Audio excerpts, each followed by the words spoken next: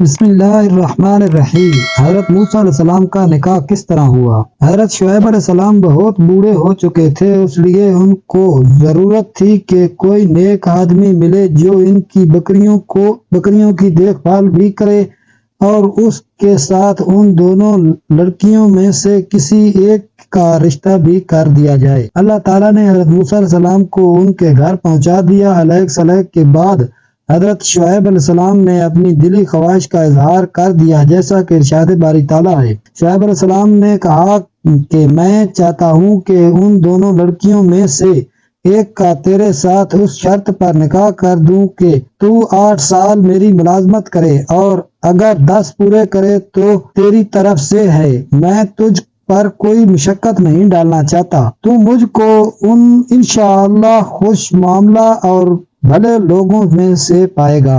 نکاح کرنے کا ارادہ کیا اور 8 سال کی مدت کا مہر مقرر ہوا، اور 10 سال پورے کرنے کو ان کی مرضی پر چھوڑ دیا، اور یہ بھی فرمایا کہ ہمارے یہاں نوکروں اور ملازموں کے ساتھ سخت برتاؤ نہیں کیا جاتا جو کہ عام طور سے ہوتا ہے، اور آخر میں نے یہ بھی فرما دیا کہ آپ مجھے شائستہ اور بھلے لوگوں میں سے پائیں گے۔ اس پر حضرت موسیٰ علیہ السلام نے جواب دیا۔ موسیٰ نے فرمایا، بس یہ بات میرے اور آپ درمیان طے ہو چکی، ان دونوں میں سے جو مدت بھی پوری کروں تو پھر مجھ پر کوئی زیادتی نہ ہوگی، اور ہم جو کہہ رہے ہیں خدا اس پر گواہ ہے۔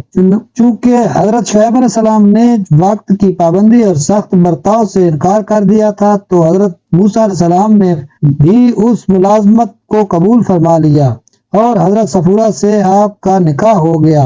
حضرت موسیٰ علیہ السلام نے ان کے ہاتھ 10 سال پورے کیے۔ جوانی کبھی کبھی امن کی وادی میں مراد کو پہنچ جایا کرتی ہے کہ اس نے چند سال جان و دل سے شعیب علیہ السلام کی خدمت کی۔ آپ نے اپنی مدت پوری کر کے حضرت شعیب علیہ السلام سے رخصتی چاہی کہ اب میں اپنی والدہ اور بہن بھائی سے ملنے کے لیے مصر جاتا ہوں، اور جس خطرے کی وجہ سے مصر چھوڑا تھا کہ فرعونی سپاہی ان کی گرفتاری اور قتل کے در پہ تھے، عرصہ دراز گزرنے کے بعد اب وہ خطرہ باقی نہ رہا تھا۔ حضرت شعیب علیہ السلام نے ان کو معالجہ اہلیہ اپنی شاہزادی کے کچھ مال اور سامان دے کر رخصت فرما دیا۔ راستہ میں ملک شام کے بادشاہوں سے خطرہ تھا، اس لیے عام راستہ چھوڑ کر غیر معمولی راستہ اختیار کیا۔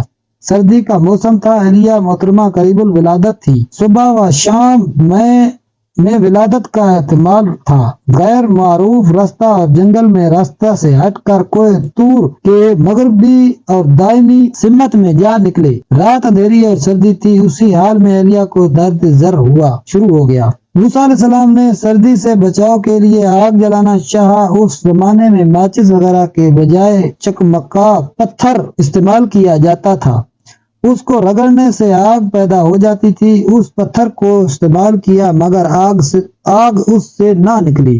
اس حیرانی اور پریشانی کے عالم میں کوہ طور پر آگ نظر آئی جو در حقیقت نور تھا، تو اہلیہ محترمہ سے کہا، میں نے آگ دیکھی ہے، میں وہاں آگ لینے جا رہا ہوں، اور ممکن ہے کہ آگ کے پاس کوئی جانے والا مل جائے تو راستہ بھی معلوم کر لوں گا۔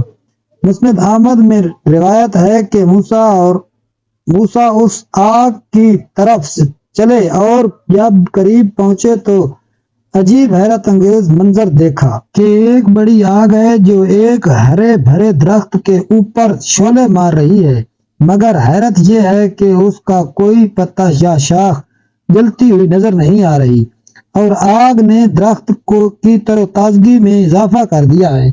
یہ حیرت انگیز منظر کچھ دیر تک اس انتظار میں دیکھتے رہے کہ شاید آگ کی کوئی چنگاری زمین پر گرے تو اٹھا لیں۔